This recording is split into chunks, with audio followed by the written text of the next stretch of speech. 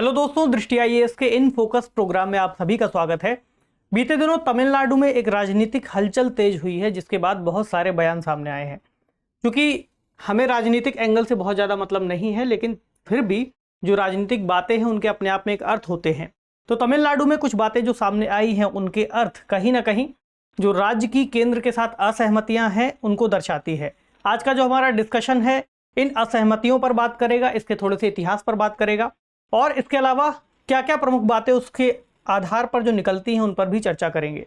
एक और टर्म यहाँ पर चर्चा में आया है द्रविड़ नाडु का। तो द्रविड़ नाडु की बात कहाँ से शुरू हुई थी, क्या है यह शब्द, इसके मुताबिक क्या क्या बातें कही गई थी इतिहास में और वर्तमान में, इन सभी मुद्दों पर आज हमारा फोकस रहेगा। जो डिस्कशन है वह है क्या है द्रविड़ नाडु की मांग। तो द्रविड़ नाडु की मांग कहाँ से आई है, इसकी शुरुआत कब से दिखाई देती है, इन्हीं सब मुद्दों को हम देखेंगे। जो डिस्कशन के पॉइंट हैं उनमें अभी हालिया मामला क्या चर्चा में आया है उसको देखेंगे, इसका बैकग्राउंड को समझेंगे। बैकग्राउंड में ही चूंकि पूरा इतिहास छुपा हुआ है इसका, इसलिए उसको जानना बहुत जरूरी है। मान लीजिए कोई भी मांग चाहे तमिलनाडु की हो, असम की हो या किसी अन्य राज्य की हो, उसकी अपने आप में जो ऐतिहासिक पृष्ठभूमि है उसको समझना बहुत जरूरी होता है।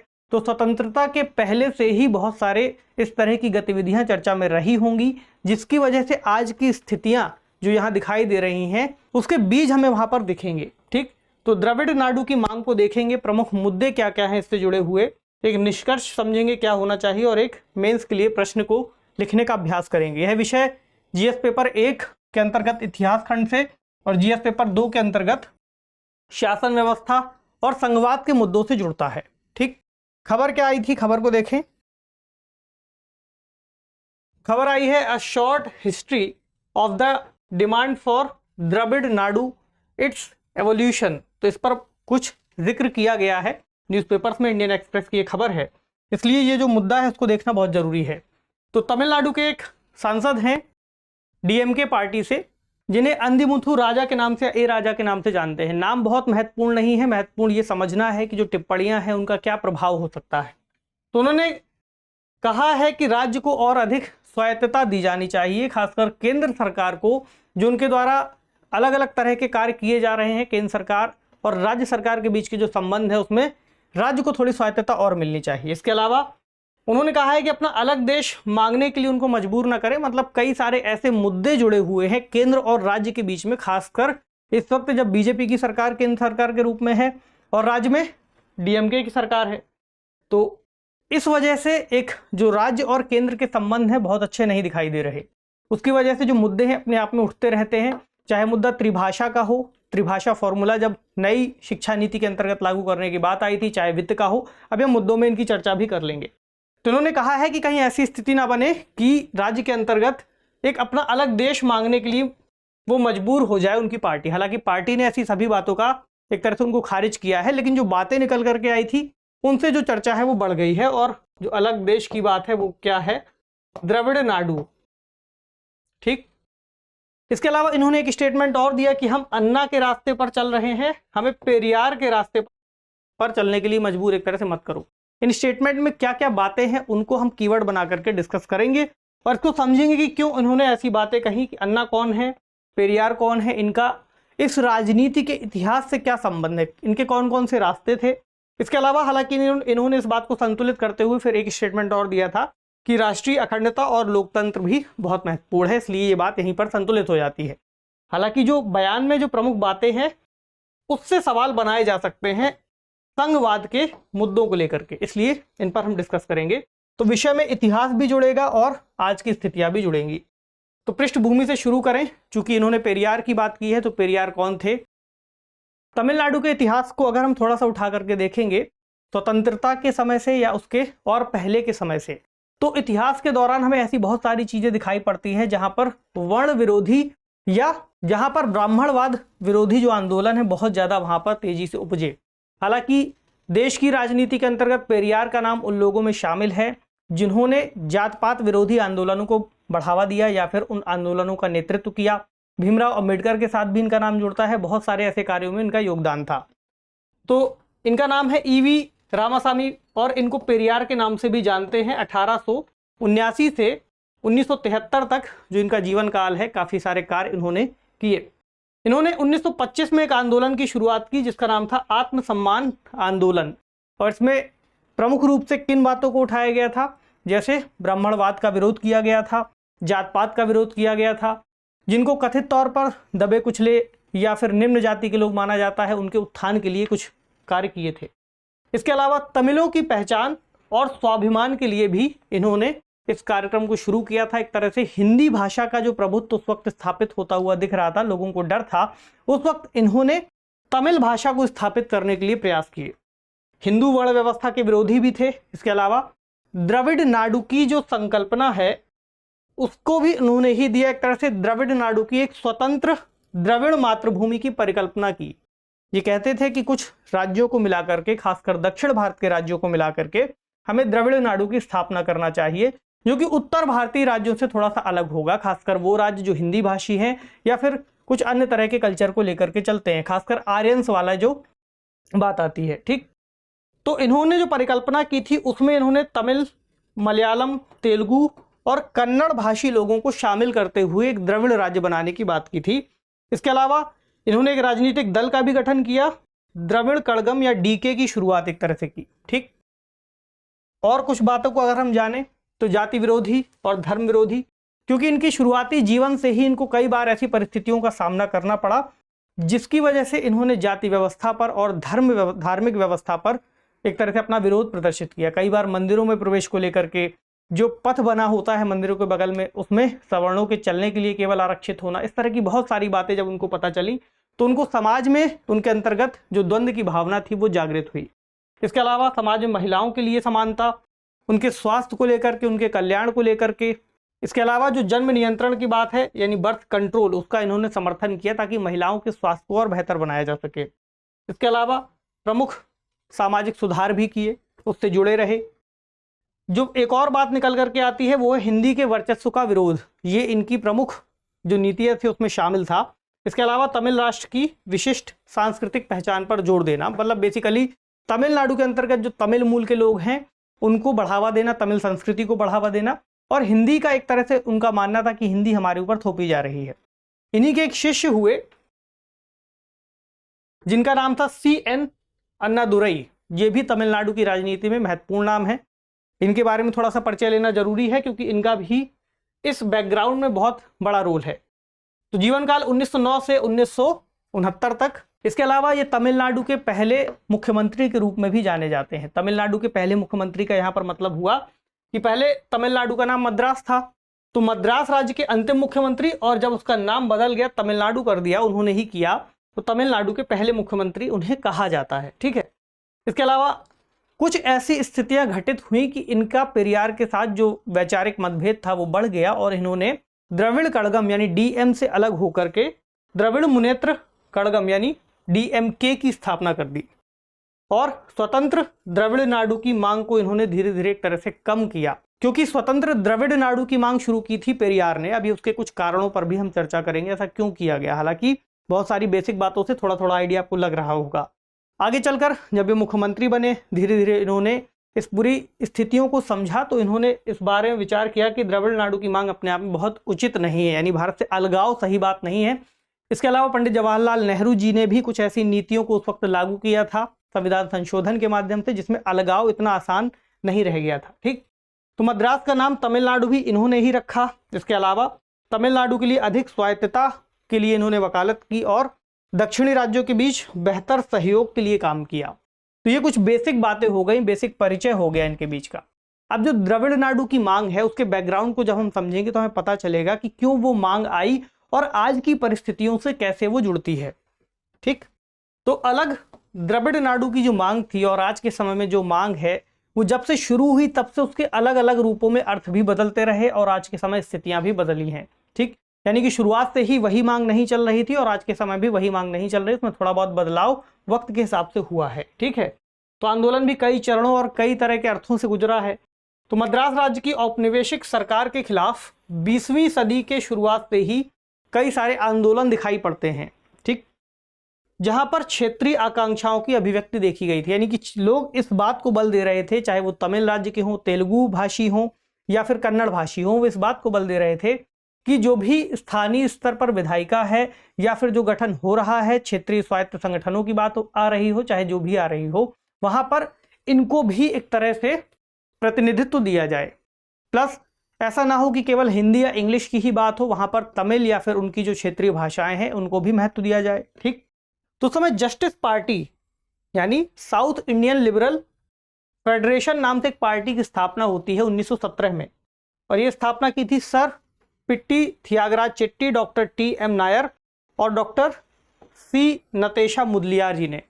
इस पार्टी का गठन किया गया और ये पार्टिकली बेसिकली काम कर रही थी ब्राह्मणवाद और जाति व्यवस्था के विरोध में। ठीक, तो जाति के जो पदानुक्रम थे उसमें जो निचले लोग, निचले तबके के लोग हैं, उनकी मांगों को उठा रहे थे उस समय। ठीक, तो 1920 में जब भारत सरकार अधिनियम 1919 के तहत पहला विधान परिषद का चुनाव होता है, तो ये पार्टी चुनाव लड़ती भी है और चुनाव जीत भी जाती है। ठीक, तो जस्टिस पार्टी 1926 तक और 1930 से 1937 तक सत्ता में थी। ठीक, आगे चल करके जस्टिस पार्टी और आत्मसम्मान आंदोलन जो पेरियार चला रहे थे, उन दोनों का एक तरह से मर्जर हो जाता है, उनका विलय हो जाता है 1938 में। जब ये विलय होता है तो उसके बाद दोनों के जो विचार थे अपने आप में मिलते हैं और एक पार्टी के रूप में जो जन आंदोलन था वो परिवर्तित हो जाता है। ठीक, और 1944 में आगे जाकर के एक नया संगठन बनता है जिसका नाम होता है द्रविड़ कड़गम, जो हमने शुरुआत में पेरियार के समय में बात की कि उन्होंने द्रविड़ कड़गम पार्टी के अंतर्गत कार्य शुरू किया। ये जो कार्यक्रम था या फिर ये जो पार्टी थी, इसका कार्यक्रम ब्राह्मण विरोधी, कांग्रेस विरोधी और आर्य विरोधी देखने को मिलता था। यानी जो द्रविड़ भाषाएं थी उनको बहुत ज़्यादा प्रमोट करना, द्रविड़ कल्चर को प्रमोट करना, अपने आप में एक अलगाव देखने को तभी से मिलने लगा था कांग्रेस पार्टी और इनके जो विचार थे उसके बीच में। तो इन्होंने एक आंदोलन शुरू भी किया स्वतंत्र द्रविड़ राष्ट्र के लिए। लगभग वैसा ही आंदोलन देखने को मिल रहा था जैसा जिन्ना शुरू कर रहे थे। हालांकि जिन्ना और पेरियार की कई बार बातचीत भी ऐसी देखने को मिलती है जहां पर जिन्ना इनकी बातों का समर्थन भी करते हैं। एक तरफ जिन्ना का मानना था कि अलग पाकिस्तान भी हो, पाकिस्तान के नाम से यहाँ द्रविड़स्तान हो, वहाँ बांग्ला से संबंधित एक अलग देश हो। तो इस तरह के अलग अलग देशों के विभाजन की बातें तब देखने को मिल रही थी और पेरियार की मांग थी स्वतंत्र द्रविड़ राष्ट्र। तो स्वतंत्रता के बाद भी द्रविड़ नाडु की मांग खत्म नहीं हुई और इसने जारी रखी द्रविड़ कड़गम ने। ठीक, 1949 में अन्नादुरई और पेरियार के बीच में कुछ बातों को लेकर के मतभेद होता है और अन्नादुरई डीएमके नामक एक नई पार्टी की स्थापना करते हैं और आगे चल करके तमिलनाडु के मुख्यमंत्री भी बनते हैं और अलग अलग स्तर पर नीतियां बनाते जाते हैं। हालांकि पेरियार ने कभी भी राजनीति में आने के लिए एक तरह से वो आगे नहीं बढ़े, राजनीति से नहीं जुड़े और अपना आंदोलन उस तरह से ही चलाते रहे। अब बात करें प्रमुख मुद्दों की, तो सबसे पहला मुद्दा जो यहाँ पर देखने को मिल रहा था वो न केवल आज़ादी के पहले बल्कि आज़ादी के बाद भी देखने को मिला। तो दिखाई पड़ा 1948 में जब भाषाई प्रांत आयोग, एस.के. धर आयोग के नाम से भी जिसे जानते हैं, उसका गठन किया जाता है। और इस बात का जब आंदोलन बहुत तेज हो गए थे भाषाई स्तर पर प्रांतों के गठन की, तो इसी बात की जांच के लिए इस आयोग का गठन किया गया था। ठीक, तो इस आयोग ने भाषाई आधार पर जो पुनर्गठन किया जाना था उसके खिलाफ एक तरह से आर्गुमेंट्स दिए। हालांकि आगे चलकर 1952 में जब अलग तेलुगु राज्य की मांग की जा रही थी तो पोट्टी श्रीरामुलु नाम के जो व्यक्ति थे, स्वतंत्रता सेनानी थे, उन्होंने 56 दिनों तक भूख हड़ताल की। इतिहास में आप लोगों ने पढ़ा भी होगा और उनकी मृत्यु हो जाती है। आधुनिक भारत के इतिहास में ये सभी चीज़ें लिखी हुई हैं, तो इतिहास वहीं से जुड़ा हुआ है पूरा। जब इनकी मृत्यु हो जाती है तो जवाहरलाल नेहरू सरकार के ऊपर दबाव बनता है और वे 1953 में फजल अली, के.एम. पणिक्कर और H.N. कुंजरू के तहत एक राज्य पुनर्गठन आयोग का गठन करते हैं। फजल अली उस समय न्यायाधीश भी रह चुके थे। ठीक, तो राज्य पुनर्गठन का आयोग जब ये करते हैं तो भाषाई आधार पर विभाजन के पक्ष में ये पुनर्गठन आयोग मतलब इस पूरे मामले का अध्ययन करने के बाद अपनी रिपोर्ट सबमिट करता है। हालांकि उन्होंने ये कहा था कि केवल भाषाई आधार पर ही राज्यों का पुनर्गठन अपने आप में सभी मामलों को हल नहीं कर पाएगा, वहां पर एक संतुलित पक्ष को देखे जाने की जरूरत होगी। उसके बाद राज्य पुनर्गठन अधिनियम 1956 लागू होता है और तमिलनाडु या फिर हम कहें मद्रास, आंध्र प्रदेश, मैसूर और केरल नामक अलग अलग राज्यों का गठन हो जाता है। आगे चलकर धीरे धीरे जो द्रविड़ राज्य की मांग होती है वो भी कम होती दिखाई देने लगती है, द्रविड़ नाडु की मांग। ठीक, जो मुद्दे थे वो मुद्दे अभी भी खत्म नहीं हुए हैं, वही मुद्दे आज भी देखने को मिल रहे हैं। क्योंकि तमिलनाडु के गठन में जो भाषाई राष्ट्रवाद वाली बात थी, हिंदी को थोपे जाने वाली बात थी, उसने प्रमुख भूमिका निभाई और आज भी जो डीएमके या फिर एआईडीएमके दोनों ही दल हों जो कि ज़्यादातर सरकार में शामिल होते हैं, तो इन दोनों के अंतर्गत अभी भी एक प्रमुख मुद्दा है राज्य में कि हिंदी भाषा को एक तरह से अपनाया जाना स्वीकार्य नहीं होगा। और सरकार ने जब त्रिभाषा फॉर्मूले को लागू करने की बात की तब भी इसका विवाद देखने को मिला, जी चाहे शुरुआत से हो। अभी भी जो वर्तमान सरकार है, केंद्र सरकार, उसने भी जब नई राष्ट्रीय नीति 2020 के तहत इस त्रिभाषा फॉर्मूले को लागू करने की बात की तो सबसे पहले विरोध तमिलनाडु की तरफ से ही देखने को मिला। त्रिभाषा फॉर्मूले के बारे में आप जानते ही हैं, 3 भाषाओं की बात आती है। पहली मातृभाषा, ठीक, दूसरी हिंदी भाषी राज्यों में गैर हिंदी कोई भारत के अंतर्गत जो आधुनिक भाषा हो या अंग्रेजी, और गैर हिंदी राज्यों में अंग्रेजी या फिर हिंदी। इसी तरह जो तीसरी भाषा होगी उसमें भी कोई आधिकारिक रूप से कोई ऐसी भाषा जो बहुत ज़्यादा आधुनिक हो या फिर अंग्रेजी या फिर हिंदी। इन 3 भाषाओं को लेने की बात कही। बेसिकली अगर आप मोटा मोटा समझे तो अपनी मातृभाषा, हिंदी और अंग्रेजी, जिन राज्यों में हिंदी और अंग्रेजी पहले से ही चल रही है वे चाहें तो तीसरी भाषा के रूप में किसी दक्षिण भारत की भाषा को स्वीकार कर सकते हैं। हालांकि इसमें भी कई सारी जो खामियां थी वो देखने को नजर आती हैं। हिंदी भाषी राज्यों में दक्षिण भारतीय राज्यों के प्रति बहुत ज़्यादा जो भाषाएं हैं उनके प्रति लगाव दिखाई नहीं देता, तो ऐसा ही दक्षिण भारतीय राज्यों के अंतर्गत भी देखने को मिलता है। इसके अलावा दूसरा मुद्दा है तमिल की पहचान का। उनको ऐसा लगता है कि तमिल पहचान को बाधित करने का प्रयास किया जा रहा है। तीसरा मुद्दा है राज्य को अधिक स्वायत्तता दिए जाने का, खासकर शिक्षा के क्षेत्र में और सांस्कृतिक प्रथाओं को बनाने के क्षेत्र में। शुरुआत से भी ये मुद्दे बहुत ज़्यादा प्रमुख रहे हैं। इसके अलावा कुछ मामले ऐसे भी देखने को मिले हैं जहां पर वित्त के हस्तांतरण को लेकर के भी सवाल किए गए हैं। ऐसा माना गया है कि दक्षिण भारतीय राज्यों को तुलनात्मक रूप से कम वित्त का हस्तांतरण किया जाता है जितना उत्तर भारतीय राज्यों को मिलता है उसके मुकाबले। तो इसमें जनगणना का भी एक आधार हो सकता है, कुछ अन्य आधार भी हो सकते हैं, लेकिन जो मुद्दे हैं वो यहीं से निकलते हैं जिनको राजनीतिक मतभेदों के रूप में हम देख रहे हैं। अब चूंकि भाषाई मुद्दा बहुत ज़्यादा प्रबल है, इसलिए संविधान के अंतर्गत जो प्रमुख अनुच्छेद हैं उन पर नज़र रखना बहुत ज़रूरी होगा, क्योंकि इस पूरे टॉपिक को हम राजनीतिक परिस्थितियों से थोड़ा सा अलग हट करके अपने एग्जाम पॉइंट ऑफ व्यू से जरूर देखेंगे। तो जो भाग है संविधान का भाग 17 जो कि राजभाषा से संबंधित है, उसमें अनुच्छेद 343 और 344 संघ की भाषा से संबंधित है। उसके आगे जब आप बढ़ेंगे, कुल मिलाकर अगर देखें तो 343 से 351 तक जो अनुच्छेद हैं वो भाषाई खंडों से संबंधित हैं। अध्याय 2 में प्रादेशिक भाषाएं हैं जिसमें 345, 346 और 347 3 अनुच्छेद आते हैं। उसके बाद आता है उच्चतम न्यायालय और उच्च न्यायालय आदियों की भाषा, अनुच्छेद 348 और 349, ठीक। उसके बाद विशेष निर्देश भी दिए हैं 350 और 350 का में। 350 का यहाँ पर बहुत महत्वपूर्ण है, याद रखिएगा, 350 का या फिर 350 ए, जिसमें कहा गया है प्राथमिक स्तर पर मातृभाषा में शिक्षा की सुविधाएं। लगभग यही त्रिभाषा फॉर्मूले में भी उपयोग किया गया है इस अनुच्छेद का, 350 ए का। 350 बी कहता है भाषाई अल्पसंख्यक वर्गों के लिए विशेष अधिकार, और 351 कहता है हिंदी भाषा के विकास के लिए निर्देश। बहुत जरूरी है इन आर्टिकल्स को रिवाइज करते रहना कि अगर कभी भी आप इस तरह का उत्तर कोई लिखेंगे तो संवैधानिक अनुच्छेदों का जिक्र करना बहुत जरूरी होगा, ठीक। तब आते हैं हम निष्कर्ष पर कि इस पूरे मामले की हमने इतिहास को समझा, वर्तमान स्थितियों को समझा, तो निष्कर्ष क्या हो सकता है। सबसे पहली बात तो यही है कि जो द्रविड़ नाडु की मांग की जा रही है वो अपने आप में उचित नहीं है, उचित किस हिसाब से भी नहीं है। हालांकि द्रविड़ नाडु की मांग जब शुरुआत में की गई थी उसमें कर्नाटक, केरल, तमिलनाडु, आंध्र प्रदेश और तेलंगाना के कुछ हिस्सों को मिला करके द्रविड़ नाडु बनाने की बात थी। आज के समय में जो स्वायत्तता वाली बात है उसको तो थोड़ा हद तक देखा भी जा सकता है, लेकिन अगर उसको अलग देश बनाए जाने की बात होगी तो वो अपने आप में बिल्कुल भी उचित मुद्दा नहीं होगा, क्योंकि देश की एकता और अखंडता के लिए आप सभी जानते हैं संविधान की उद्देशिका में ही लिख दिया गया है। इसलिए देश को एकता और अखंडता के सूत्र में पिरोए रखना अपने आप में देश के सभी नागरिकों का भी कर्तव्य है। इसके अलावा ऐसी भी कोई बहुत बड़ी मांगे नहीं हो सकती जिनका समाधान ना निकाला जा सके। उचित तौर पर ऐसी मांगों पर निश्चित तौर पर बात होनी चाहिए जो लोकहित में है या फिर जन कल्याणकारी हैं। उनके स्तर पर यदि कुछ मामले जो संघ से राज्य को दिए जाने चाहिए और वो जरूरी है तो उन पर बातचीत जरूर होनी चाहिए। इसके अलावा राष्ट्रीय शिक्षा नीति 2020 की जो शुरुआत की गई है उसमें बहुभाषावाद और राष्ट्रीय एकता को बढ़ाए जाने के स्तर पर प्रयास किए जाने की बात है। खासकर जो त्रिभाषा फॉर्मूला है तो राज्य स्तर पर या फिर पूरे देश के स्तर पर जो भी राज्य हैं उनको उसे सकारात्मक रूप से देखना चाहिए और ऐसा नहीं कि केवल तमिलनाडु के ऊपर ही हिंदी को थोप दिया जाना चाहिए या फिर हिंदी भाषी राज्यों के ऊपर ही कोई दूसरी भाषा थोपी जानी चाहिए।